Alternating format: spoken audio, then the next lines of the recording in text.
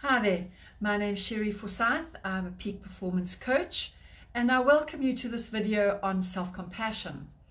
The month of September is known as Self-Care Month, and so in this third talk on self-compassion I'm going to give you a lot of tips on how actually to do self-compassion. As easy as it sounds, most of us find it really difficult to in fact practice that upon ourselves. We feel others might deserve it, but we don't think that we deserve it. So let's start by thinking of a few words in our minds that mean compassion. Just try and think of a few off the top of your head.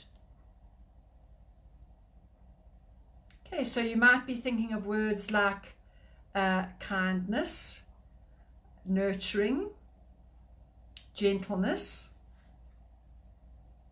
and there'll be others that you've thought of.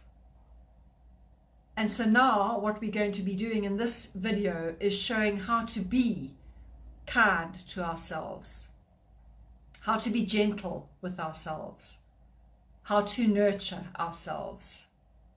Does that make sense? So the first step in self-compassion sounds pretty easy to do, but once again it's difficult. Firstly, we've got to give ourselves permission to be kind not only to ourselves but to others, to realize that everybody deserves to be kind. I mean, there's a saying which I really subscribe to. You can choose to be right or you can choose to be kind. And obviously what you're really going to be choosing to do is to be kind. So the first step is give yourself permission to be kind to yourself and others.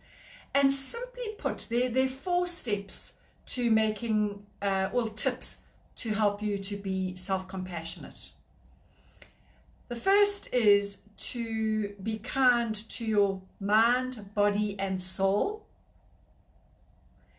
So those are the 3 steps. And the 4th step is stop beating yourself up. Okay, because that is what it's counterproductive to self-compassion. So let's start with the body. How can we be kind? How can we comfort our body? So there are many ways. A few of them are to eat really healthily, to do some gentle exercise, to make sure that you sleep well, get proper rest. Massage your feet and your legs after a day when you've stood all day. Massage your hands if they're tired. Massage your head if you have a headache. Take a walk. Anything that makes you feel a little bit better physically is treating yourself with self-compassion. We also want you, when we're looking at our bodies, we're wanting to tap into the parasympathetic nervous system, which means that's the system that calms us down. Okay, and the way we do that, it's been proven, is we respond well to warmth. So a candlelit bath, sitting by the fire, lying in your bed on an electric blanket and reading a book. All of those things that make you feel warm and cozy and nurtured are important in helping you to treat yourself with self-compassion. The second thing that the parasympathetic nervous system has proven we need is soothing touch. So I mentioned earlier maybe massage of your feet and your hands, but if you really want to go all out, book into a spa and actually have a full body massage. And the third one is gentle vocalization, which means music and singing. If you're lucky enough to play a musical instrument, off you go. Otherwise, listening to beautiful music will also do the same thing. Another thing that we can do to nurture our bodies is, if we are lying on our beds, is just to put our hands over our heart, cross them as I'm doing. You can hug yourself. You can clasp your hands together. And what that is doing, it's you telling your body that you actually care. Something that I do pretty often is, particularly if I've had a lot of exercise, I thank my body for what it's done for me over all these years and what it still continues to do for me. So it's a little thing, it's a little step, but just by saying, gee whiz, Thank you, legs, that you managed to do that long walk. Really does help a lot. And then the last thing I want to mention, I have got it under body, but it actually incorporates mind, body, and soul, is the practice of meditation. And there is no particular right or wrong way. If you go online, there are lots of guided meditations that can help you in this process. Jason Stevenson is excellent. Just go onto YouTube and pop his name in, and lovely guided meditations come up that can help you with that. Okay, so that's the body, the more physical side of self-compassion. So now some tips about mind and soul, sorry. Some people find it very difficult to be kind, to speak kind words to themselves. So in which case, write yourself a letter. Okay, if there's maybe been a situation that's been painful or difficult, write yourself a letter describing the situation without putting any blame anywhere, but just to help yourself be aware of the feelings and the emotions that are linked to that situation. Also, another way you can use a letter is we all have parts of ourselves that we don't like.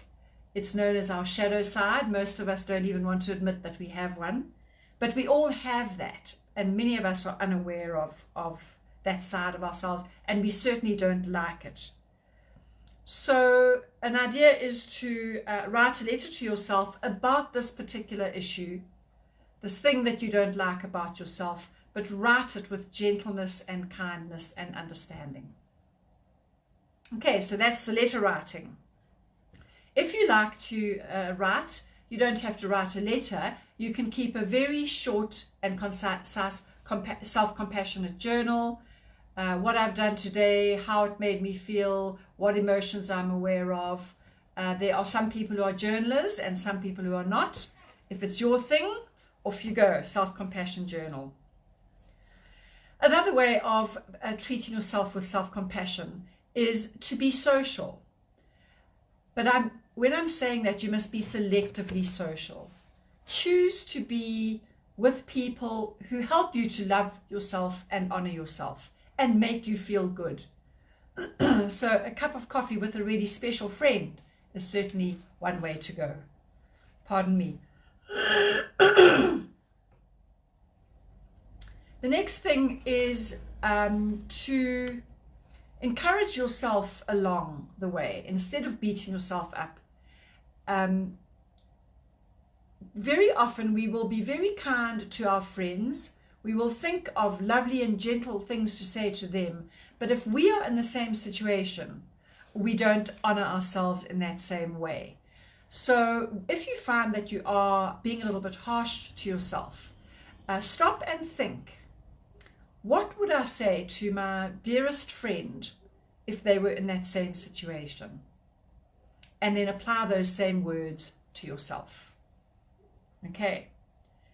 And then a gratitude practice is also, it's been scientifically proven to help all sorts of things, but our general health, well-being, happiness, calm, etc. are all enhanced by a gratitude practice, which means you're not just going to think every once in a while about something that you're grateful for.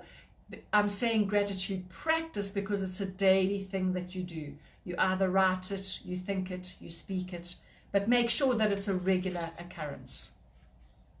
If you're slightly more introspective and would like to challenge yourself a little bit in trying to get to being self-compassionate, there's a licensed clinical social worker, Ken Page, and he has these 2 questions that he feels are really beneficial in helping you.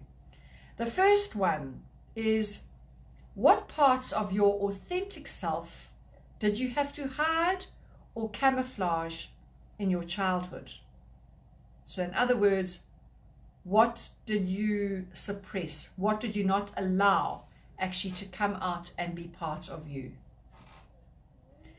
The second question from Ken Page is, in your current relationships, where are you confined to too small a space In other words, what parts of yourself are you not expressing?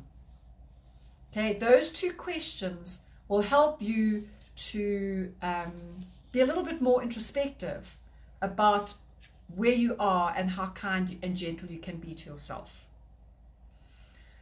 Okay, another tip on how to be self-compassionate is to give your mind a holiday.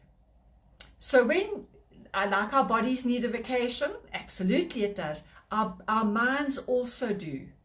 So try, obviously meditation will help you with that. But another very easy way is to, instead of reading a sort of a deep work, meaningful book, read a novel, read magazines, read light-hearted things that are not going to tax your mind. Okay, so you're going to give your mind a holiday, whatever that means to you.